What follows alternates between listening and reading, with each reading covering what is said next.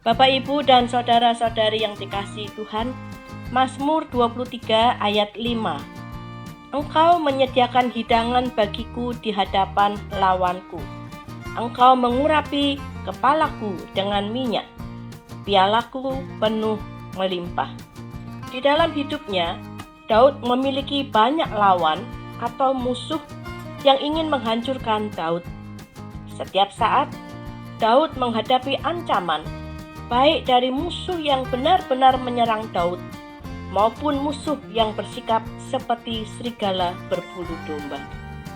Tentu keadaan yang demikian membuat Daud ada di dalam posisi yang tidak baik, tidak aman, penuh dengan kesesakan dan kesulitan. Namun, Daud memiliki sebuah pengalaman yang luar biasa di dalam relasinya dengan Tuhan, yaitu bahwa Tuhan terus memberikan kepada Daud kebaikan-kebaikan yang muncul melalui pemeliharaan Tuhan di dalam kehidupannya. Pemeliharaan Tuhan begitu sempurnanya. Nah, Bapak, Ibu, dan saudara-saudari yang dikasihi Tuhan, kalau Daud berkata bahwa Tuhan menyediakan hidangan baginya di hadapan lawannya, dengan demikian Tuhan ingin menunjukkan kepada Daud dan kepada setiap dari kita bahwa selaku gembala, Tuhan akan selalu menyediakan kebaikan-kebaikan untuk dinikmati oleh domba-dombanya. Oleh gembala, domba-domba dibawa ke tempat yang disebut tanah meja, yaitu wilayah lapang di dataran tinggi yang puncaknya datar dan berupa padang rumput. Sebelumnya sang gembala akan lebih dahulu melakukan survei ke wilayah yang akan dia datangi bersama dengan domba-dombanya. Dia akan melihat, dia akan mengalami lebih dahulu bagaimana medan yang harus ditempuh. Dia akan memeriksa bagaimana rumput-rumputnya. Dia juga akan memeriksa bagaimana air yang terdapat di sana. Sebelum domba-domba itu menjalani medan yang berat, sang gembala sudah lebih dahulu menjalaninya dan menghadapi kesulitan. Sehingga dengan demikian, sang gembala menunjukkan bahwa dirinya adalah pembuka jalan bagi domba-dombanya. Menjadi orang beriman tidak menjamin hidup kita tidak akan mengalami kesulitan.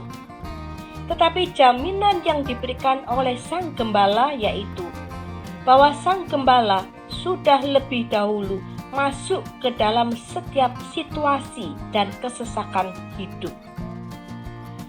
Gembala kita sudah lebih dahulu mengalami penderitaan, mengalami kesulitan, mengalami penolakan. Bahkan gembala kita sudah lebih dahulu mengalami bagaimana rasanya dicobai. Sang gembala mengenal segala kesesakan dan penderitaan kita. Karena itulah dia akan selalu menghidangkan kebaikan-kebaikannya bagi kita.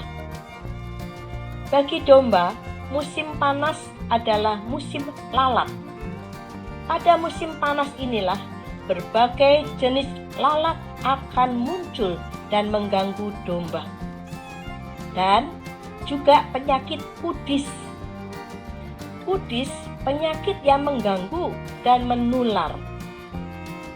Kudis menyebar di kawanan domba dengan kontak langsung antar domba yang terinfeksi kudis.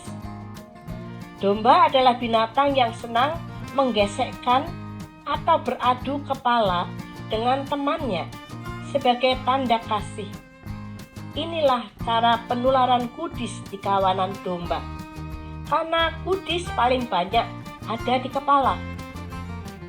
Obat yang efektif untuk domba yang diserang oleh lalat ataupun penyakit kudis adalah dengan mengurapi kepala domba dengan minyak. Gembala yang baik akan mengurapi kepala domba-domba itu dengan minyak zaitun yang kadang-kadang juga dicampur dengan belerang untuk dapat mengendalikan penyakit kudis pada domba-dombanya.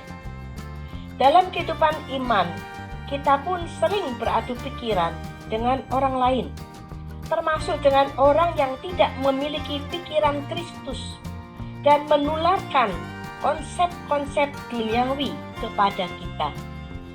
Di zaman teknologi komunikasi digital, pikiran-pikiran dunia yang tersebar melalui media sosial pun dapat membuat kita tertular untuk berpikir secara duniawi.